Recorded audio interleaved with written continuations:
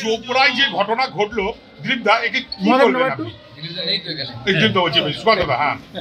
চোপড়ায় যে ঘটনা ঘটেছে সেই ঘটনা আরো একবার প্রমাণ করে যে মমতা বন্দ্যোপাধ্যায়ের আমলে মহিলাদের সুরক্ষা কোন জায়গায় পৌঁছে গেছে এবং যেভাবে মব লিঞ্চিং হচ্ছে এবং তালিবানের মতো শাসন তৈরি।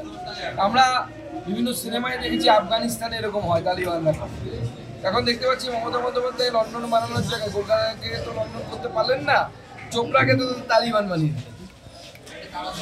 দাদা, ঝাড়গ্রামে যুবক বেড়াতে গিয়ে চোর সন্দেহে গণতন্ত্রীদের খুন, যুবকের বন্ধু আশঙ্কাজনক অবস্থায় চিকিৎসাধীন, এই ঘটনাকে কি বলবেন? একের পর এক ধরনের ঘটনা। ঝাড়গ্রাম, কলকাতা মোবাইল চোর সন্দেহে খুন, কোথাও কোচবিহারে মহিলাকে বিবস্ত্র করে মাটিতে ফেলে রাখা হচ্ছে, চোপড়াতে মহিলা এবং তার সাথীকে নিজেদের ইচ্ছে মতো আদালত বসিয়ে সেখানে বাঁশ দিয়ে বাড়ি।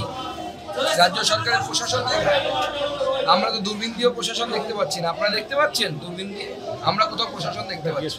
রাজ্যের অর্থনৈতিক স্বাস্থ্যকে আপনি অ্যানিমিয়া বলে রক্ত অল্পতায় ভুগছেন, তাহলে আপনারা রাজ্যেরও সুপারিশ করছেন না কেন কেন্দ্রীয় সরকারের প্রকল্প টাকা আটকে রেখেছে দেওয়ার জন্য?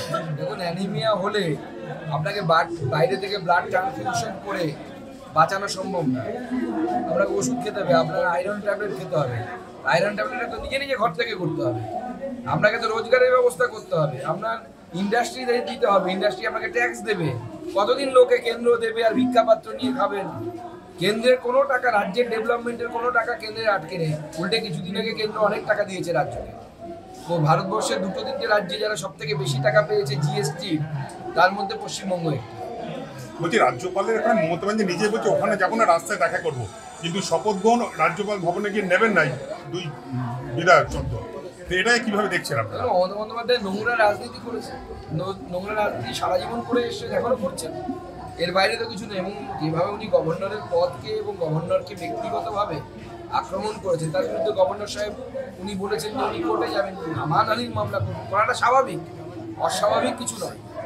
বলছেন যে মহিলারা রাজভবনে যেতে ভয় পাচ্ছে, রাজভবনে যা হচ্ছে তাতে আর পলিটিক্স। আমি তো উল্টো ঘটনার উদাহরণ দিয়েছিলাম। মমতা বন্দ্যোপাধ্যায় বহু বছর কংগ্রেস করেছে, কংগ্রেসে নারায়ণ দত্ত তিওয়ারি বলে একজন নেতা ছিলেন, যিনি ডিএনএ টেস্টের দ্বারা তার এখনো পর্যন্ত একজন অবৈধ সন্তান পাওয়া গেছে, লোকে বলে আরো অনেক আছে, প্রমাণিত সত্য। মমতা ব্যানার্জি তো তার পাশে বসে রাজনীতি করেছেন। তিনি রাজ্যপাল অবস্থায়, এনডি তিওয়ারি রাজ্যপাল থাকা অবস্থায় এসকর্ট সার্ভিস নিয়ে রাজভবনে ধরা পড়েছিলেন মিডিয়ার সামনে। মমতা বন্দ্যোপাধ্যায় তাহলে সেই এনডি তিওয়ারির পাশে বসে কিভাবে রাজনীতি করেছিলেন? মমতা বন্দ্যোপাধ্যায়কে উত্তর দিতে হবে। কুণাল ঘোষ কাউকে 3টে পর্যন্ত টাইম দিতে, যদি এই সংকট না কাটে তাহলে দিল্লিতে যে ঘটনা ঘটেছে রাজ্যপালকে নিয়ে আমরা আরো 1 ঘন্টা টাইম দিয়েছি ওনাকে, যে উনি করার 1 ঘন্টার মধ্যে আমরা প্রমাণ বের করে দেব যে রাজ্য পুলিশ একজন মহিলাকে জোর করে চাপ দিচ্ছে যে গভর্নরের বিরুদ্ধে মামলা করতে হবে, তার তথ্য প্রমাণ আমাদের কাছে। দিল্লিতে যে অভিযোগটা উঠেছে, আমরা তো বলছি তো, আমরা দেখাবো যে একজন মহিলা নৃত্যশিল্পীকে রাজ্য সরকার, রাজ্য পুলিশ চাপ দিচ্ছে যে আপনি কেস করুন গভর্নরের বিরুদ্ধে, আমার সাথে এরকম হয়েছে। তার মানে কি? বানানো হচ্ছে কিন্তু কনস্পিরেসি। কনস্পিরেসি আমাদের কাছে আছে তথ্য প্রমাণ। দাদা- কুণাল ঘোষ 1 ঘন্টা করার 1 ঘন্টার মধ্যে আমরা বের করব। দাদা হকার উচ্ছেদ নিয়ে কি বলবেন?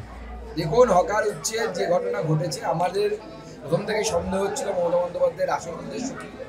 আমরা পরবর্তী সময় লক্ষ্য করলাম যেদিন কুচবিহারের ঘটনা ঘটেছে, একজন মহিলাকে বিবস্ত্র করে মারা হয়েছে, সেই দিনই এই হকার উচ্ছেদের হঠাৎ করে তার মাথায় ভূত চাপলো, বাই চাপলো। অতএব কুচবিহারের ঘটনাকে ধামাচাপার জন্য মমতা বন্দ্যোপাধ্যায় এটা করেছে।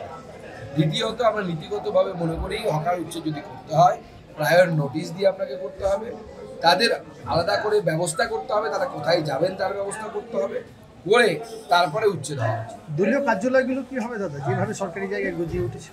দেখুন, দলীয় কার্যালয় সব পার্টির আছে, তৃণমূল কংগ্রেসের আছে, তৃণমূল কংগ্রেসের বাংলা আমরা ভাঙবো, তৃণমূল কংগ্রেসের সব জায়গাতে আছে, আমাদের 5 গুণ 10 গুণ আছে। আগে তৃণমূল কংগ্রেস নিজেরগুলো ভাঙুক, আমরা ভেঙে নেবো আমাদের।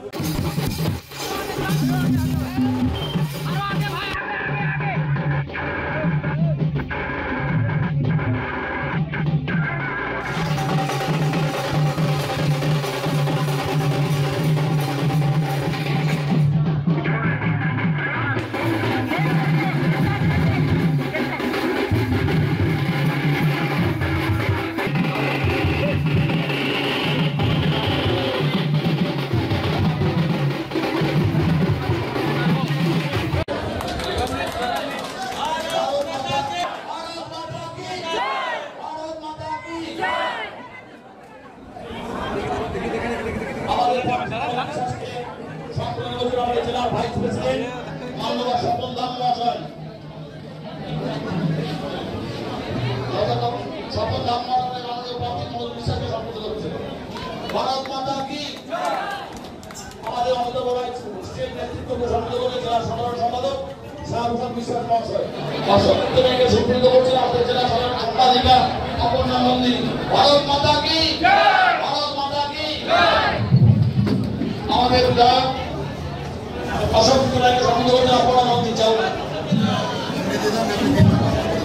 চোপড়ায় যে ঘটনা ঘটলো, দিলীপদা একে কি বলবেন আপনি? নেই তো এখানে। এই দিলীপ দা বলছি, সুকান্তদা, হ্যাঁ। দেখুন, চোপড়ায় যে ঘটনা ঘটেছে, সেই ঘটনা আরো একবার প্রমাণ করে যে মমতা বন্দ্যোপাধ্যায়ের আমলে আইন শৃঙ্খলা পরিস্থিতি, মহিলাদের সুরক্ষা কোন জায়গায় পৌঁছে গেছে এবং যেভাবে মব লিঞ্চিং হচ্ছে এবং তালিবানের মতো শাসন তৈরি। আমরা বিভিন্ন সিনেমায় দেখেছি আফগানিস্তানে এরকম হয়, তালিবানরা। এখন দেখতে পাচ্ছি মমতা বন্দ্যোপাধ্যায় লন্ডন বানানোর জায়গায় কলকাতাকে তো লন্ডন করতে পারলেন না, চোপড়াকে তো তালিবান বানিয়ে দিলেন। কোথাও কুচবিহারে মহিলাকে বিবস্ত্র করে মাটিতে ফেলে রাখা হচ্ছে, চোপড়াতে মহিলা এবং তার সাথীকে নিজেদের ইচ্ছে মতো আদালত বসিয়ে সেখানে বাস দিয়ে বাড়ি। রাজ্য সরকারের প্রশাসন, আমরা তো দূরবীন দিয়েও প্রশাসন দেখতে পাচ্ছি না, আপনারা দেখতে পাচ্ছেন দূরবীন দিয়ে? আমরা কোথাও প্রশাসন দেখতে পাচ্ছি।